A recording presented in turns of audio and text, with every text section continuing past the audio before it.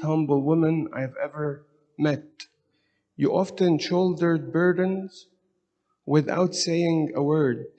For the last 20 years, you literally had no words, and it truly broke my heart to see you suffer in silence. So she was suffering in silence. She did not complain. But what's more is that how she kept her smile on her face. You taught me so many life lessons that I continue to live by and teach my children.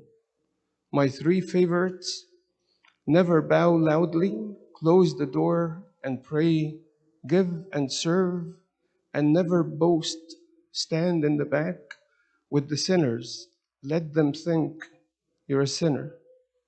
A lot of times if someone points at us and we hear someone whispering in our presence, we get very paranoid and we think they're talking about us, and we can't stand the fact that someone would say something about us.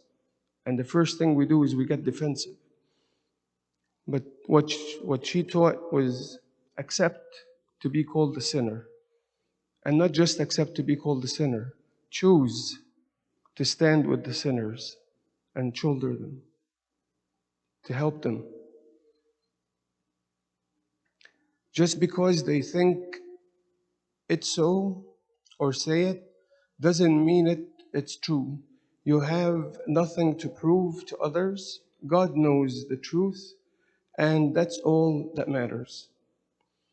The woman whose voice was taken away encouraged me to speak up. Speak up when something is wrong or unjust. Speak up for those who don't have a voice. Speak up even if it's hard to make or makes you unpopular. My big mouth is all your fault. That's what Sylvia's saying to her mom. So yesterday I heard one of her closest friends saying that Sylvia always had a big mouth since her childhood. But it's amazing how we can teach our kids to be strong, even in our silence. Sometimes we're put in situations, us as parents, we have to teach our kids certain things and to teach them their values and ethics and morals. And sometimes we are put in a situation, they ask us questions and they ask for our guidance. And sometimes we're speechless. We don't know what to tell them. We want to tell them to do the right thing, but sometimes the right thing will hurt. But will you choose to tell them, stand strong and have a voice for those that cannot speak for themselves, and don't be quiet about what's wrong? Or are you going to teach them to be cowards and step back and not fight for the truth? And it's very difficult, especially in today's society and in the culture that we live in. Sometimes a lot of times, we have to be politically correct, especially if we hold certain positions in society. Not specifically in politics, but just being in society and dealing with everybody. Being in any career, you have to be politically correct, and you have to hold yourself back from saying certain things. So I was asked one time, I'm taking some classes in Fordham University, and they're talking about LGBTQ. And most of my classmates are priests, not Coptic priests, but either Protestant priests or Catholic priests, some monks, Catholic monks, and some nuns. So the topic of lesbian and gays came up. And the professor that's teaching us this class is the director of the program that I'm in. And this professor is a priest, supposedly a priest. And the topic, there was a chapter on LGBTQ. And he was teaching us how to be quiet about expressing my own views and the Bible's views about being a lesbian or a gay. So when you're in a position like that, are you going to be quiet or are you going to stand up for what you believe in? In today's society, unfortunately, We can't bring up our kids the way that we wish we could. But we see that Tant Suad did a great job with Sylvia. She taught her how to have a big mouth and to speak up for what's right. We have to teach our kids to be respectful, but at the same time to be able to speak for what they believe in and to speak up, not to be quiet about it. And I think that this is our biggest role in today's society, our role as parents. This is what we have to teach our kids, not to be quiet about what's wrong, even if it's going to cost them something. I know it's a little bit difficult to pay a price for something, but sometimes we have to. My price was I was going to fail that class and I was going to get kicked out of school. But I put up a fight as well, just like Sylvie said. So I put up a fight and I went to the dean of the school. And so, but it was going to cost me a price to speak up.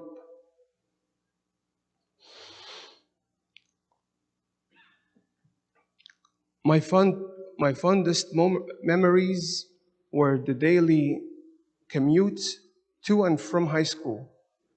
We would talk and laugh. You'd lecture me, and now Didi is in high school. And those drives and chats are my favorite parts of my day. Didi is Sylvia's daughter. I found that out yesterday. Life dealt you an unbelievably bad hand. Things did not come easily for you, but you always managed to smile. This is the part that I love about this strong lady that always managed to smile, even in the hardest days of her life. I saw all the sacrifices you made for me. You worked 2 jobs when I was younger. You commuted into the city and took several buses in all kinds of weather. I wonder how many of us as parents nowadays are willing to put that much effort with our kids. Sometimes we look for our comfort and luxury. And then my kids come first after me. Many of us are like that. And we give excuses. And then our kids turn out to be something that we don't wish them to be. And then we ask, how come my kids turned out to be like this? It's because we didn't invest in them. We didn't spend time with them. We didn't give them the attention that they needed. I know I didn't say thank you nearly enough. I sometimes relied on the fact that you always knew what I was thinking before I thought it, how you knew what I was up to when I wasn't doing the right thing as a kid, and busted me in the most frustrating ways. In the best mom way, I learned from the best, and now I get to bust mine from generation to generation. So the mom that teaches her kids well, the kids will turn out to be great moms as well. And the father that spent time with the family, I'm sure that it wasn't just your mom that busted you, it was your dad as well. And you probably got spanked a few times here and there. I have a daughter of my own, so I know how it is. So it's great for the whole family to be together like that. Such a beautiful thing. And all we need to do is just invest in our kids. The world has taken us away from the most precious things in life. We work hard and we say we're doing this for who? For our kids. And ironically, the ones that we're doing everything for, we turn out to lose them. And we lose everything in life. So I want to tell you that while you're doing this and building a future, a good future for your family and your kids, make sure that you're building a good relationship and bridges between you and your kids as well. It's not just financial, but it's about the talks. Like Sylvia was saying, she enjoyed the talks that she had with her. Your road was difficult. You were strength when there was weakness. You were love in the face of hurt. You were protection in the midst of crazy. Others would have given up or, or hated. Strength, love, protection. I hope my children see these attributes in me. When you laughed hard. Your sense of humor was epic. Smart and mischievous, you loved to laugh, laughing to the point of choking. Didi's sarcasm rivals yours. I see your mischief and mad. I mourned you once before for what we lost after your stroke on September 15, 2001, 20 years ago. She had been in this difficult position for 20 years. And I ask God sometimes, why does He allow certain people to go through such difficulties in life? So I know a woman that is suffering of cancer, and she's been suffering for over maybe 5, 6 years now from cancer. So the doctors, when they diagnosed her, they told her that she only has a month or two to live. This was like 6 years ago. A month or two to live. She has cancer in the lungs, she has cancer in the spinal cord, and she got cancer in the colon. They told her 1 or 2 months to live, and she's still alive until today. She called me this morning and she was screaming. She was in so much pain. And she said, just ask God, either take away the pain or take me away. I can't take it anymore. And I asked God, why would you allow someone to suffer such a long time? We could all speculate. I'm sure each one of us could come up with an answer. But I'm sure there's a plan that God has for each of us. Why would God allow us to go through hardships in our lives? There is a plan. Why would God choose for Lazarus to be in that position for such a long time, and that the dogs would come and lick his wounds, and he wouldn't even find crumbs to eat, and he would starve? Maybe he starved to death. I wonder how he died. But at the end, when he was done with this mission on earth, the angels came and carried him to heaven, to Abraham's bosom. Sometimes people suffer for a while, but they're at the end, when they're ready to go, the angels will come and take them to heaven. And we see in the book of Acts, when Stephen, the deacon, when he was stoned to death, he said something very beautiful. And this is the only time that this was mentioned in the Bible. When he was being stoned to death, he said, God forgive them, for they don't know what they're doing, right? And then it's mentioned that he also said something else. He said, I see the Son of God standing up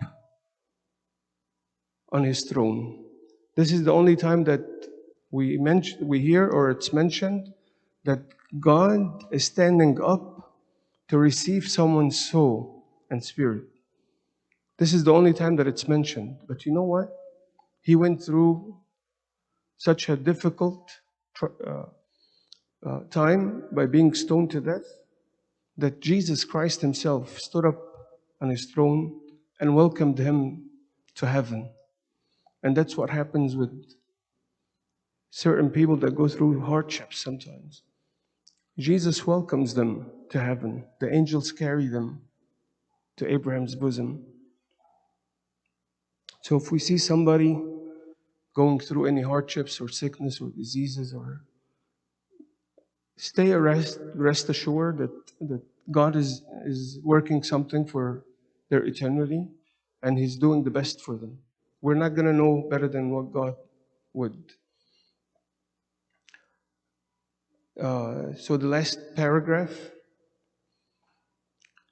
I will never forget the night before, how I was teasing you, and you laughing so hard to tears. That is how I will always remember you. Young, beautiful, talking, laughing, not sick.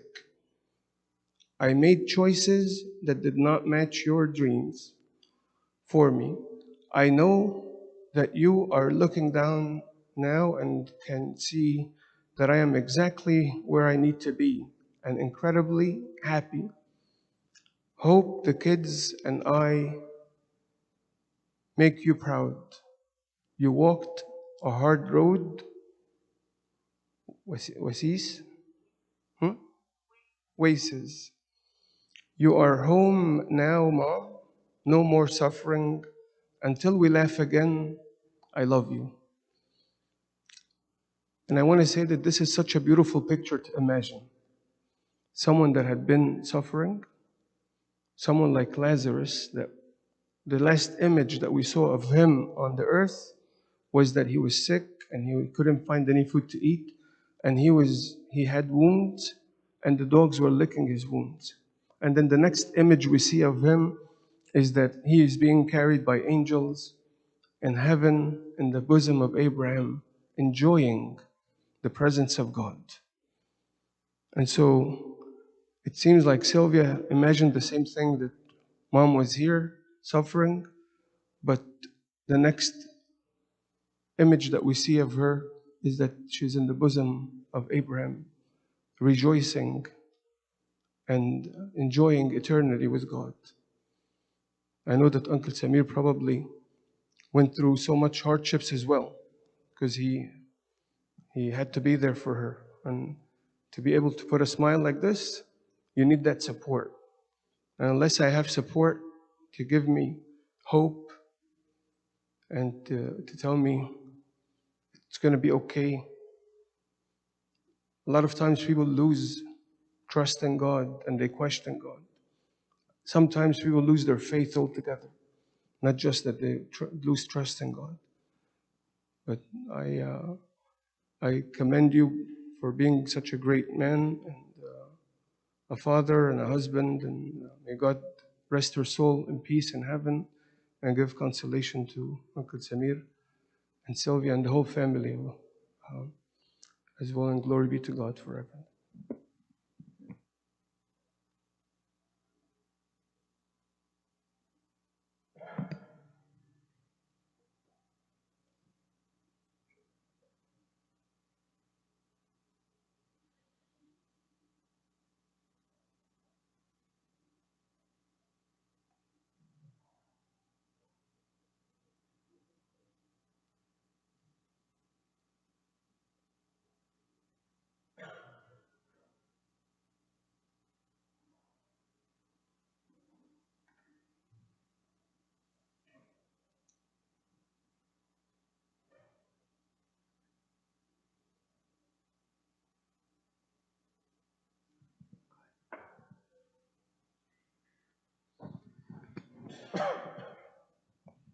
من أحن منا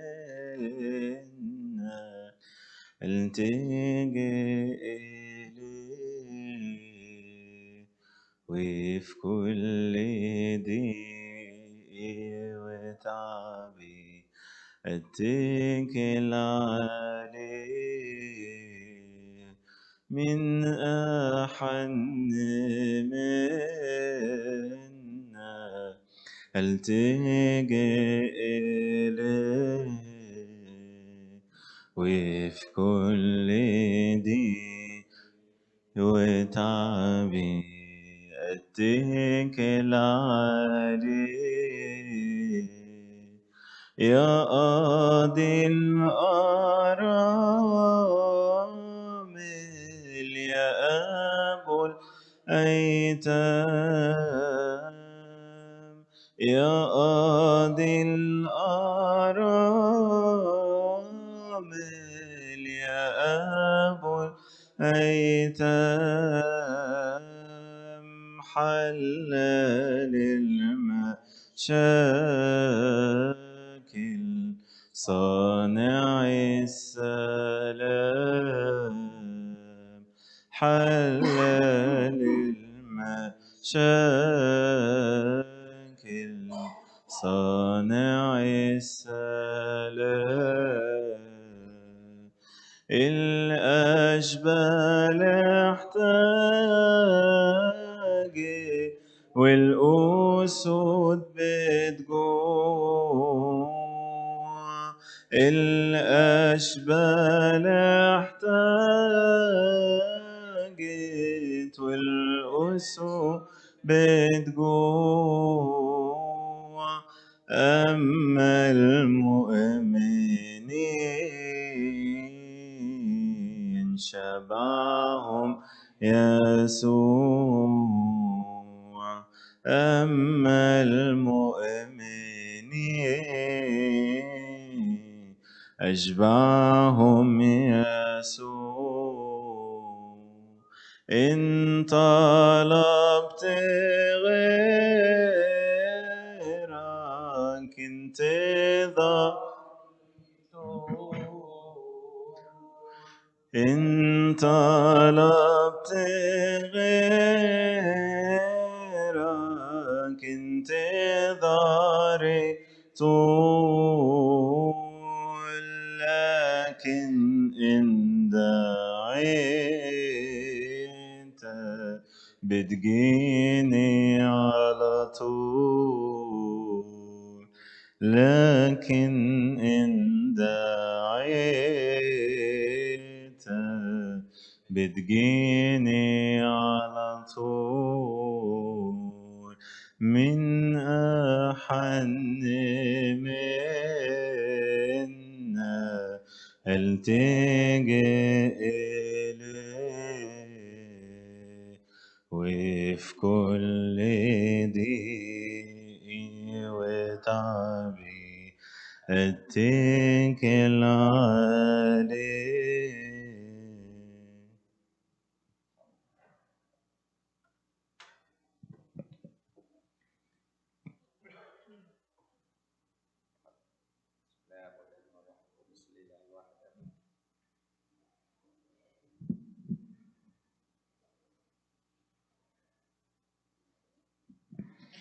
I would like to share with you something small. It's in book of Job, in chapter 13, chapter 11 and verses 13. If you would prepare your heart and stretch out your hands toward him, if iniquity were in your hand and you put it far away, and would not let wickedness dwell in your tents, then surely you could lift up your face without spot. Yes, you could be steadfast and not fear, because you would forget your misery and remember it as waters that have passed away. And your life would be brighter than noonday. Though you were dark, you would be like the morning. And you would be secure because there is hope. Yes, you would dig around and take your rest in safety. You would also lie down, and no one would make you afraid. Yes, many would court your favor, but the eyes of the wicked will fail, and they shall not escape, and their hope, loss of life. So my fathers spoke about, Abuna Mina spoke about joy, and Abuna Luke spoke about comfort. I quickly want to talk to you about hope. And usually hope is something that we are longing for, that we are waiting for. It's something that we don't have. It's not contained. It's something that we look for. And our life here without hope would be meaningless. If we don't have anything to look for, then our life would be in vain. And that's why Christ left us hope. He gave us the hope of resurrection and gave us the hope of faith, that everything that we do, even in church, is by faith. Us coming to church and partaking of the Eucharist is by faith. Forgiving someone is by faith. Everything we do in faith. And that's why when someone passes away to the paradise of joy, we have faith that they are with Christ and they intercede for us and they watch over us. And they are in a better place. They're resting, there is no sorrow, there is no pain, there is no agony. And we hear of so many stories of people that were in pain in the flesh and they passed away.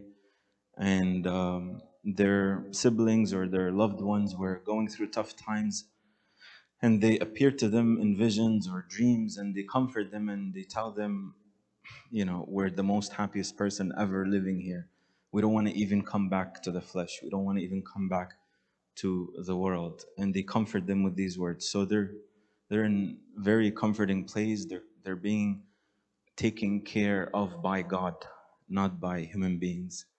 But the question that always comes into my mind when I attend funerals or some wakes or somebody passes away is, what about my life? What about me? The question that always comes in my mind is, am I ready to go or not? Am I prepared to leave? If God would come now and tells me, I want you to come, your time is due, am I ready or not?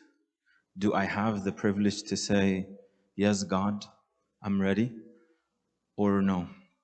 One of the scariest things while living distant from God is death, is that you not knowing where you're going, as if life was all about here, living here.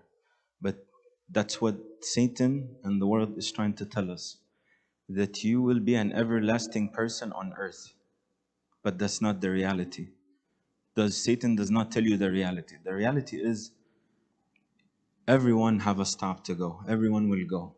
Timing is just a factor.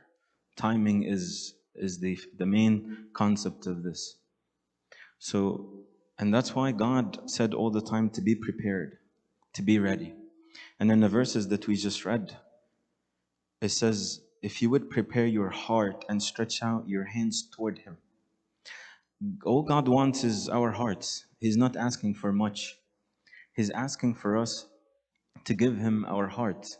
The most precious thing that we have is our hearts. Why? Because this is the will.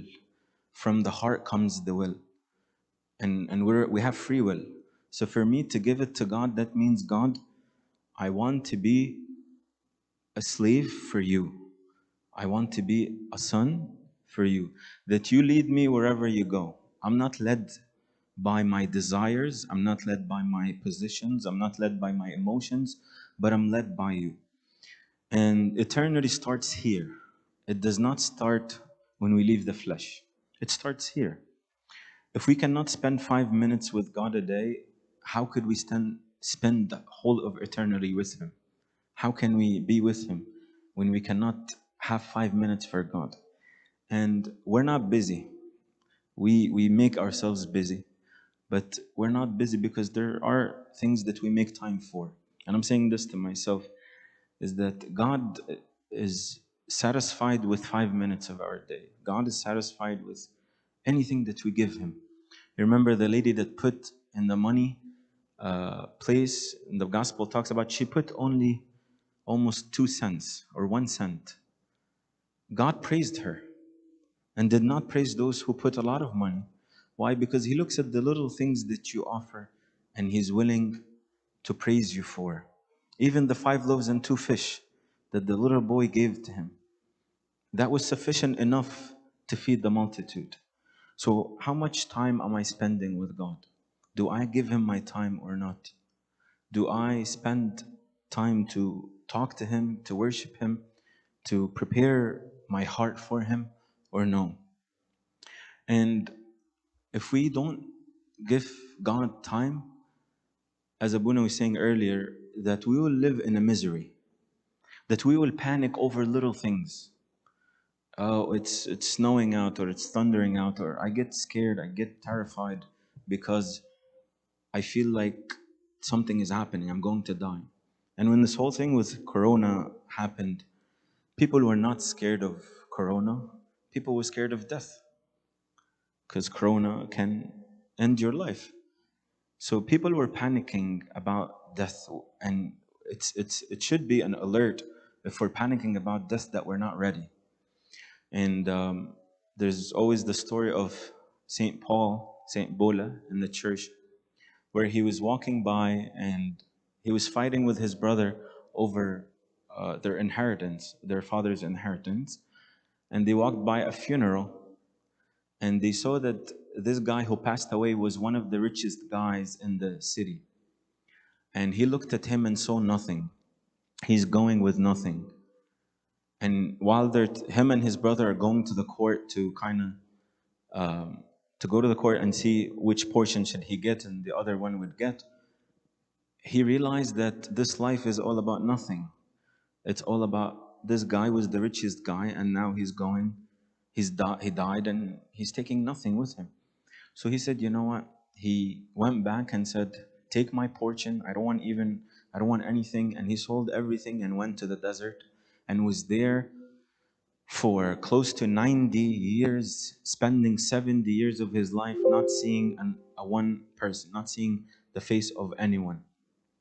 So death has very strong influence on our salvation.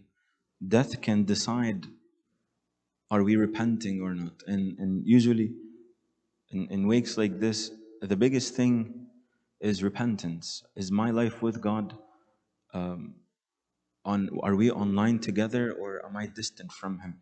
And not necessarily that we're coming to church on Sundays, we're taking communion, we're serving. These are all nice, great things that a lot of us do.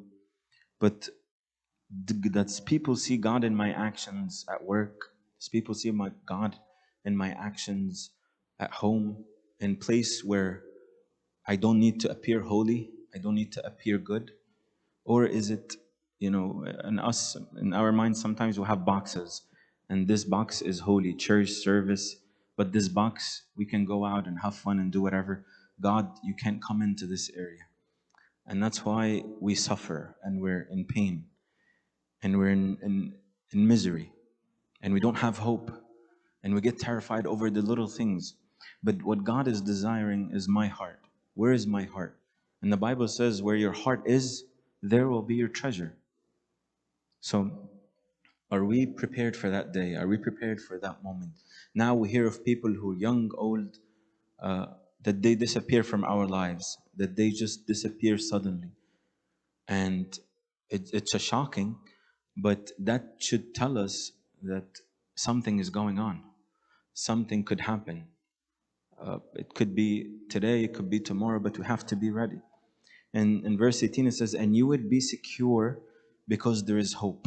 Yes, you would dig around and take your rest in safety. You would be secure because there is hope. Hope gives us security. Hope gives us protection. We might not see it, but we feel it. We have it. That's why you see somebody who is in a lot of pain and in a lot of distress and anxiety, and a lot of things are happening wrong in their lives, but they're in peace. Where did they get this peace from? How did they obtain it? And we go back to the verse in John 15 when he said, my peace I live with you, my peace I give unto you. So he gives us his peace. That's our inheritance, is his peace through difficult times, through tough times. We'll be secured. And you would find two different people. One is having the most troubles in his life, and the other has barely trouble. And you'll find the one who has barely few troubles is panicking, and the other person is joyful. What's going on? Because that person has peace. That person is connected with God. And in the church, we see when Abuna stands in liturgy, there is a prayer that he starts when we go into the liturgy of the faithful, where it says the prayer is called the reconciliation prayer, where Abuna is reconciling the congregation with God. And during this, we have the cross lifted from one side, and Abuna has this little veil holding it, as we cannot see the cross except through the Eucharist. And then the veil is lifted up while the deacon is saying what? Greet one another with a holy kiss. Why? Because now when we're reconciled with God through the priest, now we are reconciled with one another. All of us are in peace. We're not in misery anymore. And that's why everyone is greeting each other. that we're both ready to approach the Eucharist. And Abuna at the end says, the holy for the holies. Abuna, who are you talking to? He's talking to us. We're the Holy One. But I'm sinner, I'm sinful. Yes, but you were made holy during the reconciliation prayer and during this greeting. That's why when we are connected with God, we are connected with each other. But if we're disconnected from God, we're usually disconnected from each other. And the famous word that I always hear is, I don't care. I don't care. Yes, you will not care. If the love of God is not compelling you and overflowing from your heart, you will not care about anyone. But if the love of God is consuming you, you will care. You will care for people's salvation. You will care to reach out for others. Amba Mikhail, Bishop of Asyut, he said something really nice. He said that if I do not care about anyone in my life, I am not a Christian and I don't deserve Christ. Satan will tell us, do not care about no one. Just care for yourself. Look for your own goodness. Look for your own benefit. But Jesus said totally the opposite. He says, for you to approach me, you have to reconcile and you have to love your brother. And he asks you to go 1 mile with him, you go to the 2nd mile. So Christ is asking for us to reconcile with him and to reconcile with one another, to have hope, to look for the hope of the resurrection. And always Pope Shenouda says, where is your life on God's map? Where are you with God on his map? May God comfort the family and give consolation to the whole family, and glory be to God forever. Amen.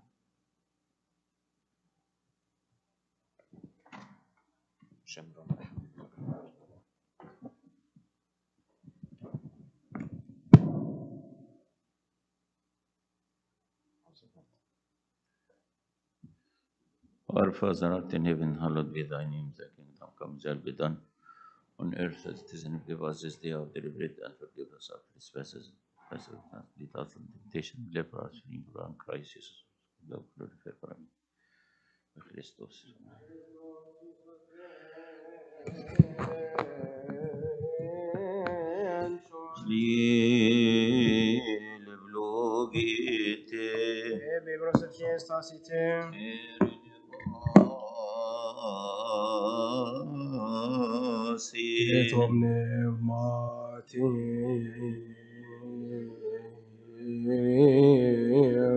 Marin Shebe Motitot Bere Verbestani Vonait Not Viote Ben Choice O Ben Noti O Ben Sotir Isus Via Christus Jevris Kebazin Gunevrois Seniruna Farirun Abshabtenero Avtias Verun Avtitoten Ventin Shairi Atayunuthai En sofon marintio ergo sente varerun Chembai ihus oafainem ni hotiron teben on Chenirini ben jebi bandokrator efshois ben noti Oh, saving souls, take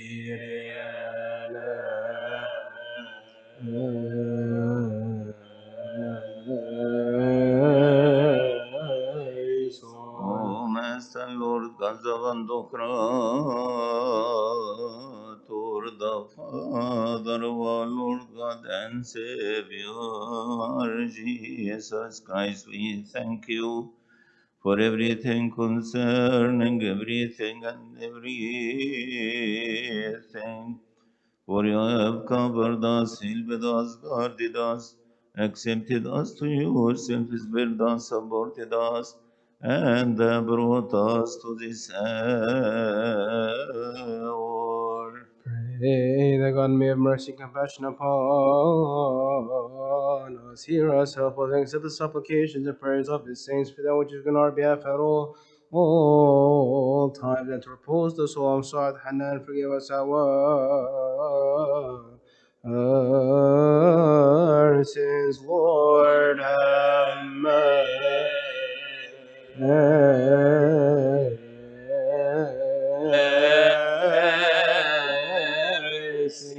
Therefore, we ask and entreat your goodness, O lover of mankind, grant us to complete this holy day and all the days of our life in all peace with your fear.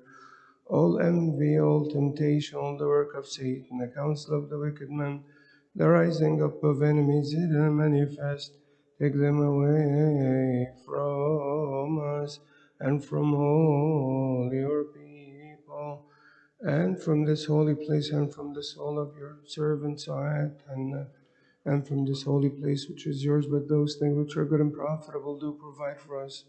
For it is you who have given us the authority to tread on serpents and scorpions, and upon all the powers of the enemy.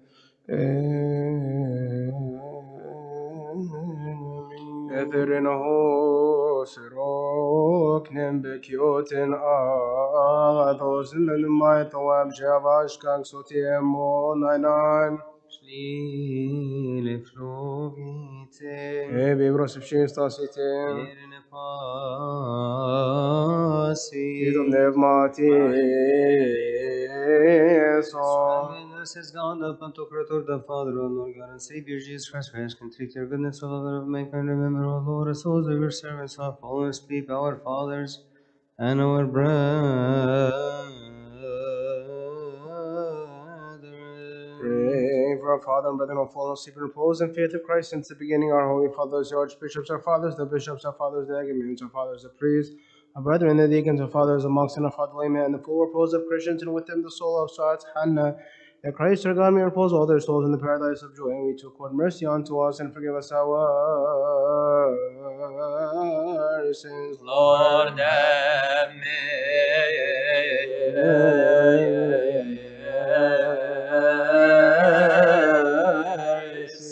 Graciously, O Lord, repose on their souls in the bosom of our holy fathers Abraham, Isaac, and Jacob. Sustain them in green pastures, us in the paradise of joy, the place out of which grief, sorrow, and groaning have fled away. In the light of your saints, كما أجسادهم في اليوم الذي رسمته كما عندك الحقيقية غير الكاذبة. هب لهم خيرات موعدك ما لم تر عين يسمع به أذن ولم يخطر على قلب بشر ما عددت يا الله لمحب اسمك القدوس.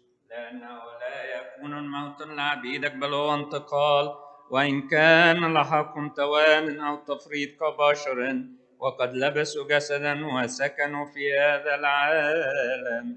فأنت كصالح محب البشر، اللهم تفضل عبيدك المتيحين الأرثوذكسيين الذين في المسكونة كلها من مشارق الشمس إلى مغاربها ومن الشمال إلى الجنوب، كل واحد باسمه وكل واحد باسمه. يا رب نيحهم واغفر لهم، فإنه ليس أحد طاهر من دنس ولو كانت حياته يوما واحدا على الأرض. أم هم يا رب الذين أخذت نفوسهم، فنيحهم وليستحقوا ملكوت السماوات. أما نحن كلنا فهب لنا كمال المسيح الذي يرضيك أمامك، وأعطهم وإيانا نصيبا وميراثا مع كافة قديسين.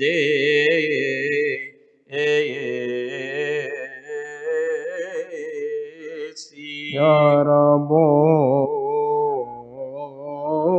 رحمين الليل ويزك سابتريكي يوكي أغيوم نفماتي كين صوصيون أستونيون رامين تنوشيفون غوي موشيون من شوي إيسوس بخريسوس بيت بانشكي مستفروسك إيخم خيم ساتانا سابسيت النين الشالم سوتيمونون أينان كرياليسون Kyrie vlogeison amin esmo eroismo eroistimeton yakon ergoembiesmo Min b'Kristos v'nuti. amin asashobi.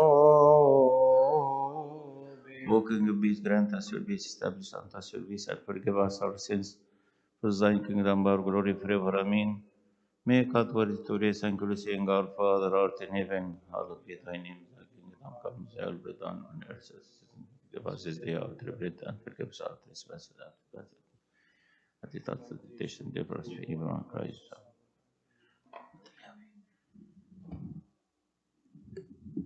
Now, love of God the Father, the grace of His only begotten Son, our Lord God and Savior Jesus Christ, the fellowship and the gift of the Holy Spirit be with you. Go in peace, peace of our Lord be with you all. امضوا بالسلام، سلام رب يكون معكم امين، وربنا يعزيكم جميعا.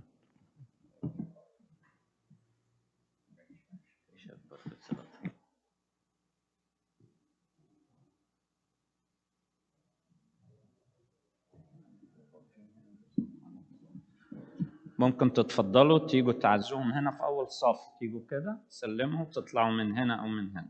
اتفضلوا حبايبي.